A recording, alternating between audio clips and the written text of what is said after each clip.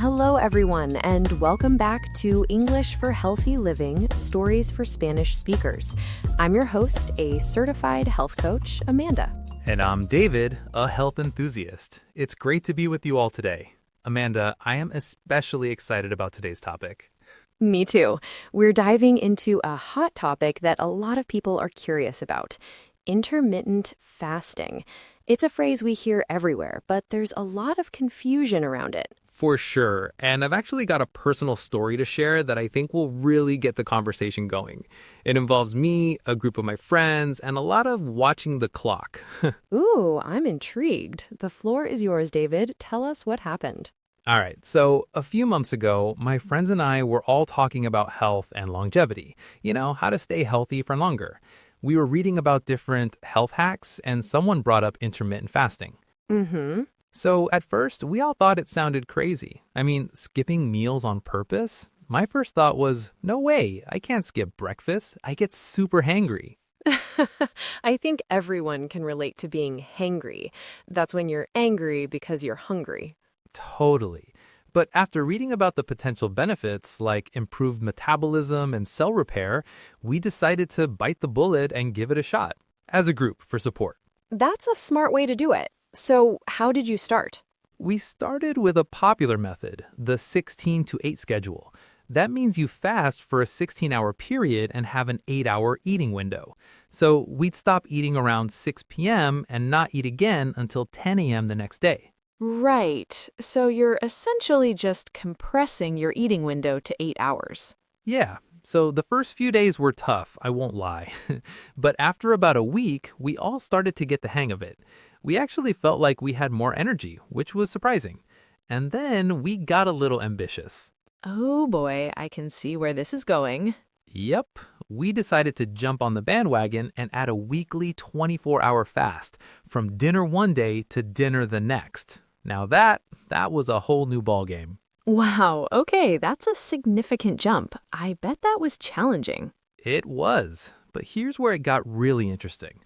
For the most part, the guys in the group managed okay, but a couple of the ladies found it incredibly difficult. They said they felt dizzy, really irritable, and just completely exhausted. They basically hit a wall. That's a very, very common observation. Hitting a wall is a great idiom, by the way. It means reaching a point where you can't go further. For sure, and they definitely hit it. So that's what I wanted to ask you about, Amanda.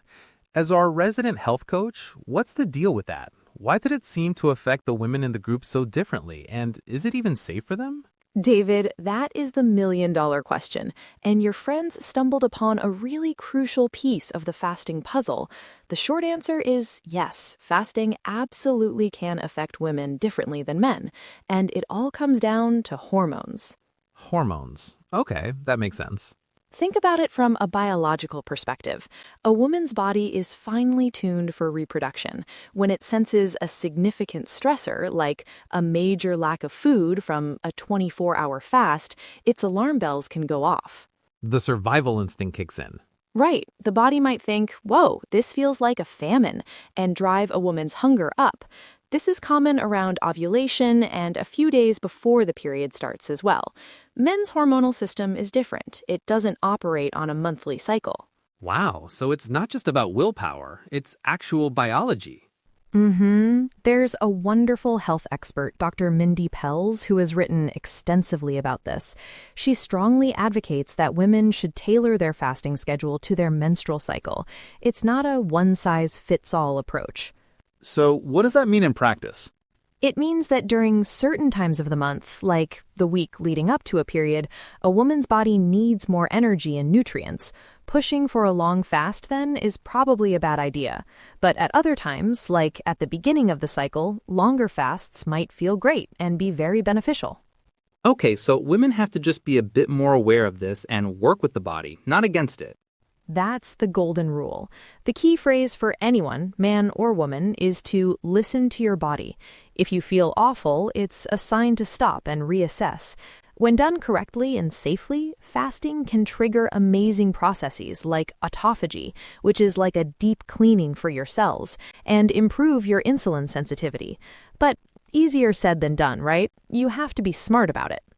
This is fascinating. It explains so much about what my female friends experienced. So, to wrap things up, what are the main takeaways for our listeners? I'd say there are 3 key points. First, if you're curious about intermittent fasting, don't just jump into a 24-hour fast. Start slow, maybe with a 14 or 16-hour fasting period, and see how your body responds. Train your cells first. Right. Don't try to be a hero on day one. Exactly. Second, and this is crucial, women should be especially mindful and consider syncing their fasting schedule with their menstrual cycle. It's not about being less capable, it's about having a different, more sensitive biology that requires a smarter approach. That makes perfect sense. And the third point? The third point is universal. Listen to your body. This isn't a competition. Health is a personal journey. If you feel dizzy, weak, or overly irritable, it's a sign to ease up. Nourishment is just as important as fasting. So true. It's a marathon, not a sprint. A very, very slow marathon where you occasionally don't eat for a bit. And I assume it's important to watch your electrolytes during a long fast. Am I right?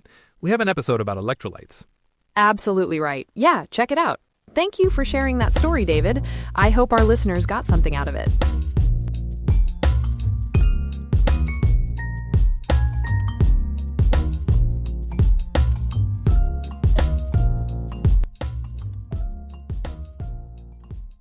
We started with a popular method, the 16 to 8 schedule. That means you fast for a 16-hour period and have an 8-hour eating window.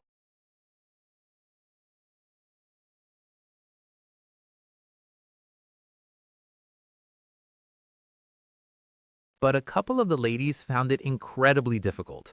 They said they felt dizzy, really irritable, and just completely exhausted.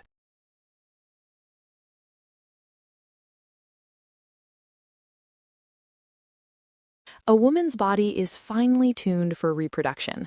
When it senses a significant stressor, like a major lack of food from a 24-hour fast, its alarm bells can go off.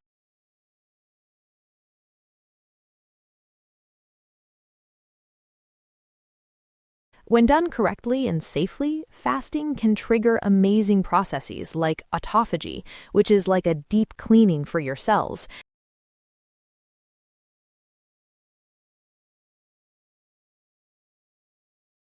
The third point is universal. Listen to your body. This isn't a competition. Health is a personal journey.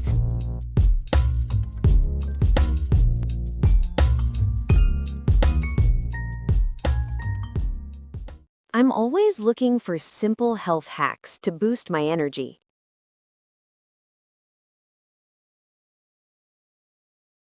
Intermittent fasting has become a popular way to improve metabolism.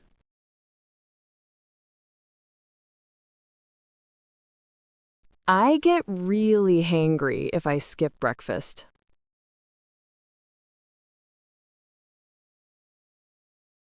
I didn't want to go for the blood test, but I decided to bite the bullet and do it.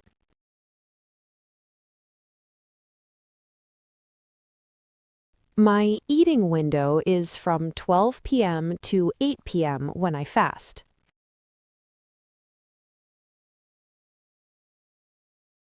At first it was confusing, but after a week I got the hang of it.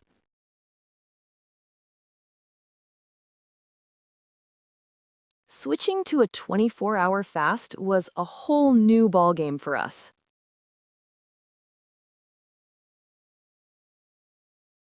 After 18 hours without food, she hit a wall and had to stop.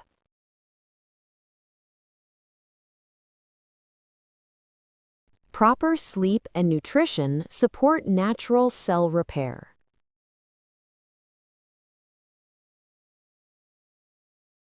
During fasting, your body triggers autophagy to clean out damaged cells.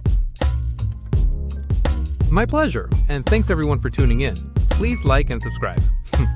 Join us next time on English for Healthy Living. Bye for now. Adios.